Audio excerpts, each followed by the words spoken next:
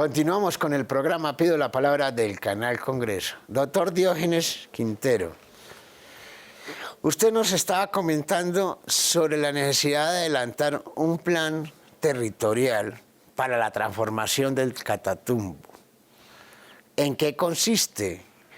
Tienen todos los elementos. Hay un plan nacional de desarrollo, el gobierno quiere hacer cumplir el acuerdo de La Habana, etcétera, etcétera. Pero ¿qué es en concreto ese plan que ustedes tienen diseñado para el Catatumbo en este gobierno? Sí, mira, ese gobierno se ha dado la tarea de construir un plan, un pacto territorial por el Catatumbo. ¿Sí? Se llama así, Pacto Territorial por la transformación del Catatumbo. Vale. Que involucra los proyectos más estratégicos y transformadores para la región. Señalémoslos. Que han sido construidos con la gente. Hay 6 ejes alrededor de las vías, por ejemplo. ¿Sí? ¿Serían vías terciarias? Vías terciarias y vías secundarias, porque también estamos hablando de acceso a los cascos urbanos de los municipios. Apliquémosle bien a eso al país. Las vías terciarias son aquellas que dependen fundamentalmente de las alcaldías, que están vueltas nada porque las alcaldías no tienen plata para eso y tienen que ir con el apoyo nacional. Tienen capacidad, sí.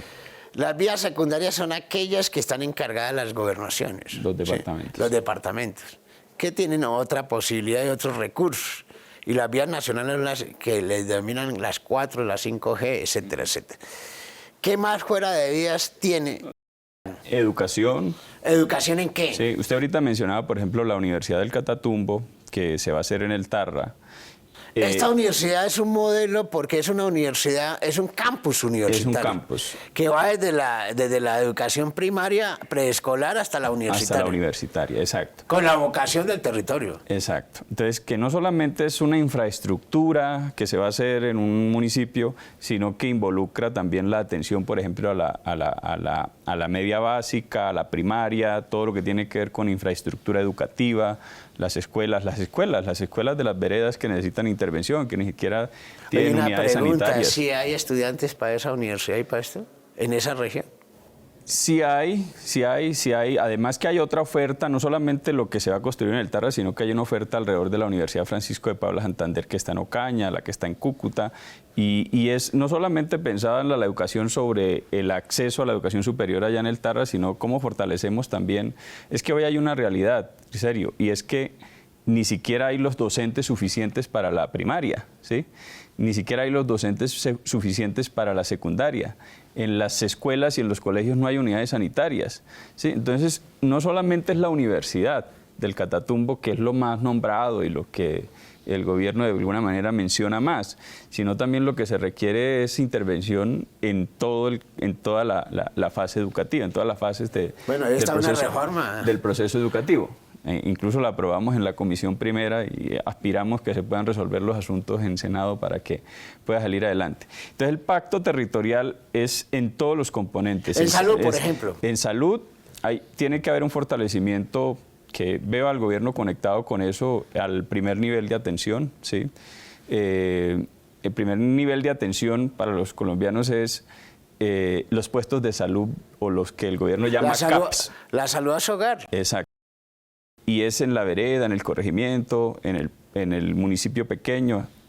Y también que el Catatumbo pueda contar con una S de tercer nivel de atención. Solo lo máximo que tenemos es el segundo nivel en Ocaña, que es el Hospital Emilio Quintero Cañizares, y es que ese hospital puede tener una ampliación en infraestructura y en servicios que beneficia alrededor de 400.000 habitantes con los que contamos en el Catatumbo. La Catatumbo tiene 400.000. Sí. ¿Y en el tema ambiental?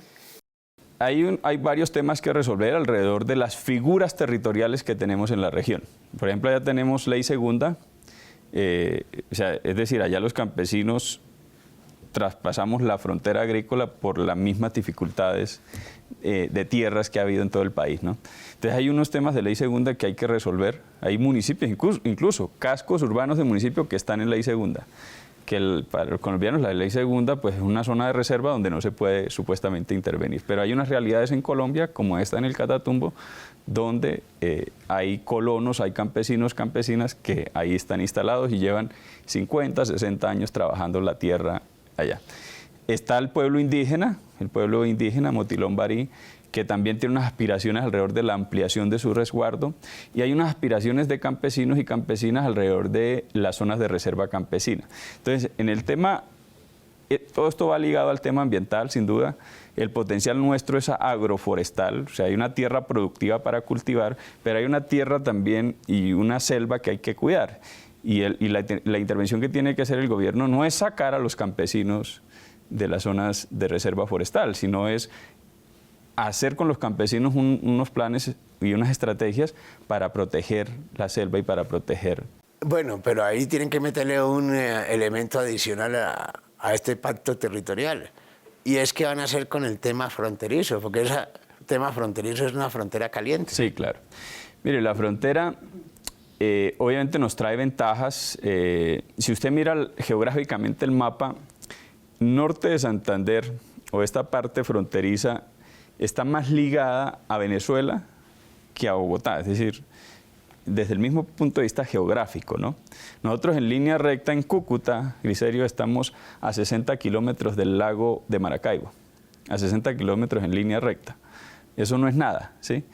Tenemos más lejos el puerto de Aventura, el puerto de Cartagena, además que el puerto del lago de Maracaibo. ¿No es que hay una construcción de un tren ahí? Hoy estamos en un proyecto de prefactibilidad del tren del Catatumbo, que precisamente es recuperar esa historia que hay alrededor del ferrocarril de Cúcuta, que conectaba con Venezuela, y la aspiración es conectarlo a la red férrea central también. Entonces la frontera nos ha traído unas ventajas, pero también muchas desventajas alrededor del conflicto armado, de la inseguridad, porque son 1.200 kilómetros que compartimos con el vecino país de Venezuela. Y la frontera no solamente son los puentes fronterizos, ¿no? La frontera es toda la frontera donde hay trochas, donde hay ilegalidad.